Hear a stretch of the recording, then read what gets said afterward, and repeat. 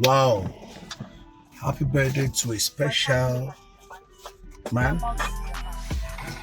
He's a mentor, he's a father, he's a gift to the body of Christ. Today I join millions of people to wish you, sir, a happy birthday. Thank the Lord for what you're doing in the body of Christ. The souls you bring to the kingdom daily. We celebrate you. We honor your strength. You are a gift to my family. You are a gift to Firehouse Church Worldwide. You are a gift to Good News Embassy.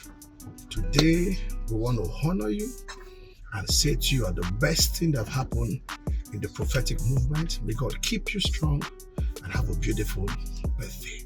Apostle Professor Johnson Suleiman. God bless you.